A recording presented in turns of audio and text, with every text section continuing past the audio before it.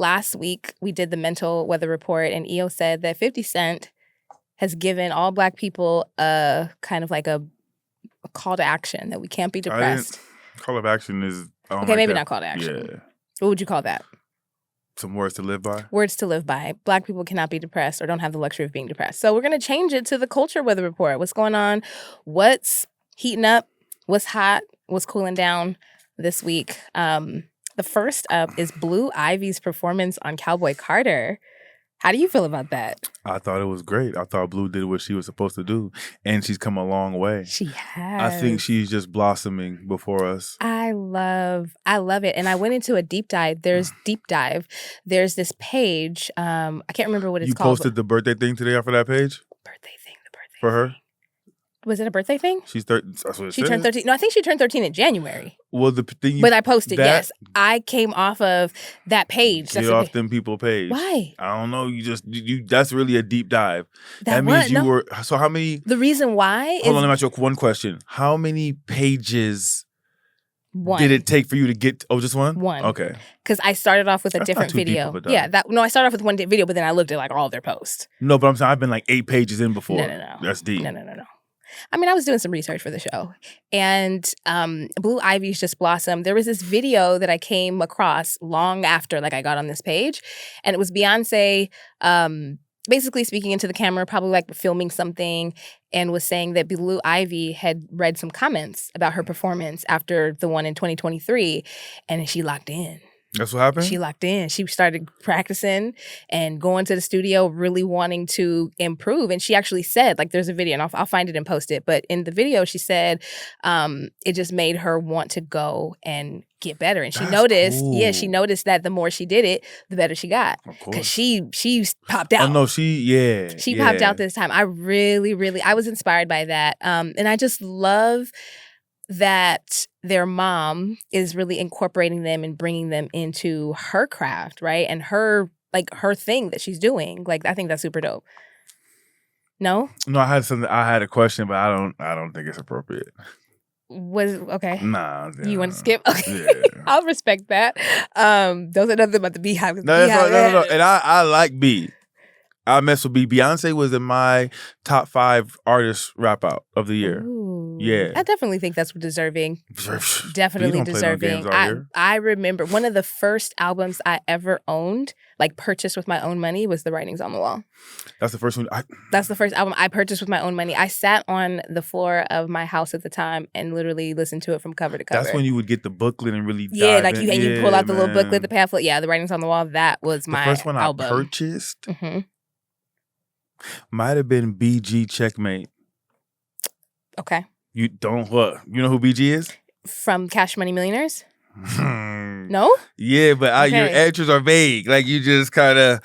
I need you to... All right. But, yes, that's when I purchased. Now, yeah. Mm-hmm. I love that. Okay, so what's kind of... so that's what's hot. Okay. Her performance? Yeah, that's what's heating up. Or that's what's heating up. What's hot is... Ooh, I got my thing on.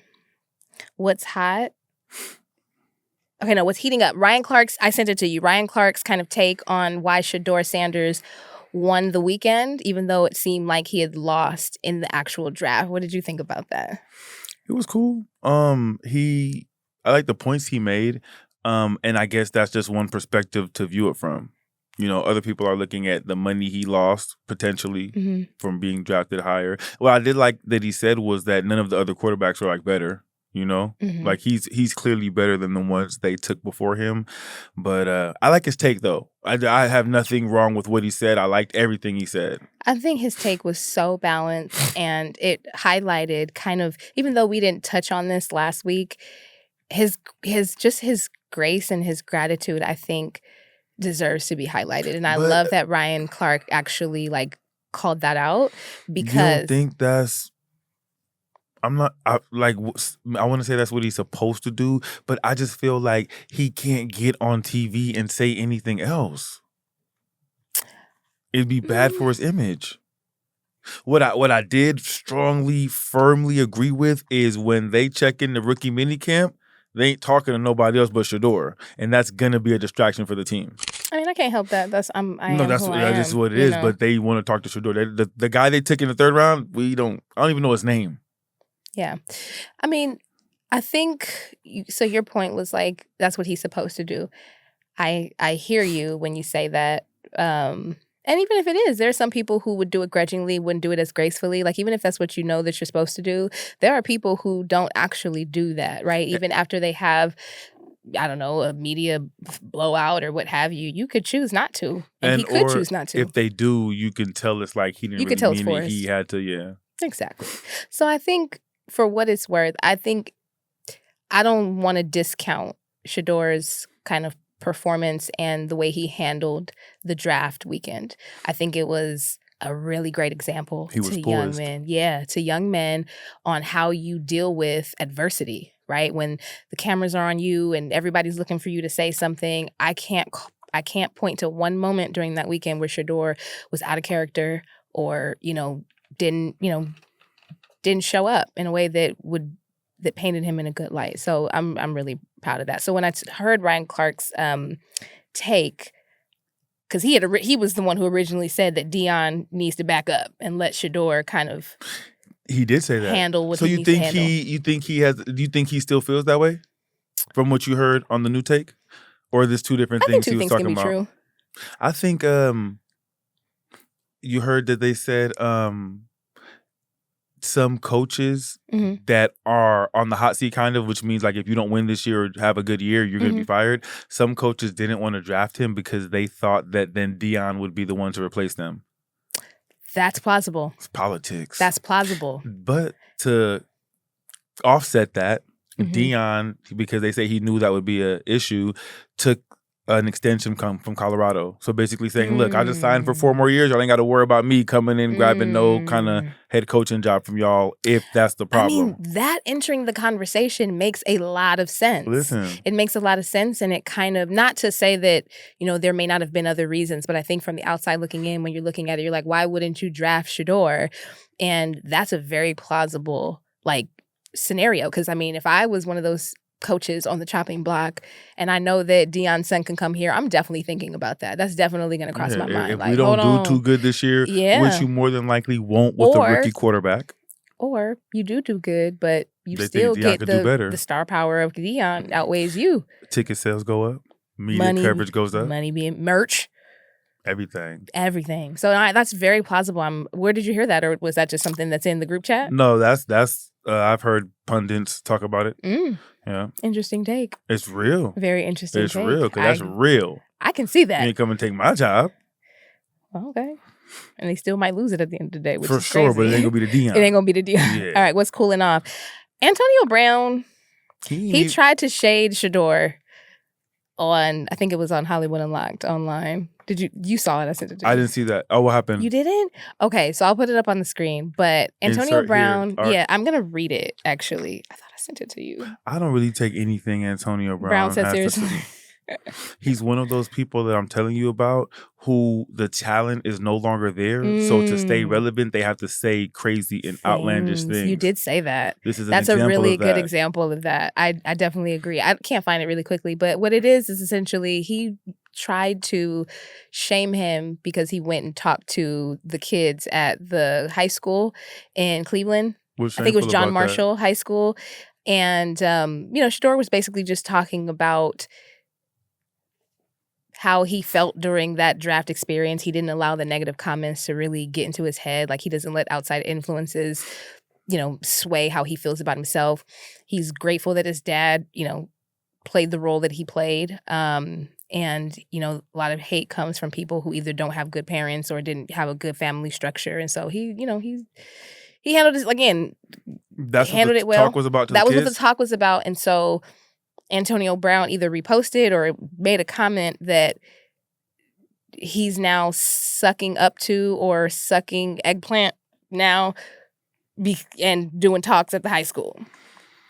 Again, Antonio Brown as a clown. What's wrong with Shedeur Sanders going and talking to a group of high school kids Exactly. about his experience? And this could help them when they have a situation where they're feeling like they're being treated unfairly. Instead of lashing out, let me do what Shedeur did, handle this with some grace, and we'll go from there. So again, clown. Yeah.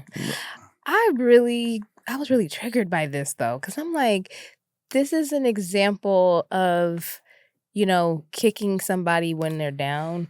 I don't even He think ain't even Shedeur was down. down. I don't even think Shedeur was down. But I mean, like the concept of it, right? Like His jersey, highest selling highest jersey selling. right I know. now for I want to get They one. said he's about to do something. I don't know how he's going to do it as far as jerseys go, but they're going to try and make it to where everything goes off of his website, of the merch and stuff, so that he gets the money. I don't know how you could do that. I mean, because I would imagine there's an association your jersey or is something. licensed by the NFL, Yeah, the NFL, right. That's what I was going to say. So maybe not jerseys, but like little Shedeur shirts or whatever. Something like that. Yeah, merch. I can see merch. I mean, he has merch. Like, he has his own already merch. Yeah. You got a sweater? Do I have a sweater? No. Not yet. You ain't no fan. See, you use the word fan very loosely. You're right. You do use the word fan very loosely. This is like the second time you've said I'm a fan of somebody. I like the moment. I like the movement. So you're a prisoner of the moment. I'm not a prisoner of the moment. What I'm saying is there are a lot of teachable and valuable lessons in this experience that I think young men can learn a lot from. I don't think there's anything bad with that. I feel like it's actually quite interesting how, I mean, I just see it that way. Let me just say that. I see it that way. I think there's a lot of great lessons in that. And Shedeur just happens to be, honestly, he's, at least in his space right now, he's kind of that guy. He gonna ball too. And I may make a prop bet that he starts the season as the starting quarterback. If he's able to start, that would be love. He should be able to go in there and beat out Joe Flacco for sure. And if he goes and earns it, then I think they should give him a shot. For real. I really do. I think he can. I think they should give him a shot. I mean, he got to earn it, but, I think they should give him a shot. And also, you look at it like if he's going to be the franchise quarterback, and it's like, okay, well, Flacco should start 55% over his 45%. You might as well let him play and make his little mistakes and prepare him for next year. No, for sure. I think they'll give him a game or two to see. Well, what'll happen is if Flacco starts thinking up the joint, everyone will start calling for his head. Like, let Shedeur play, and they'll kind of be... Yeah. Now, does Flacco have a track record of performing well? I think Flacco's a Super Bowl champion. But we ain't listen, the streets judge you off what you got, not what you had. That is true. What have you done for me lately? That is true. Stinking up the joint.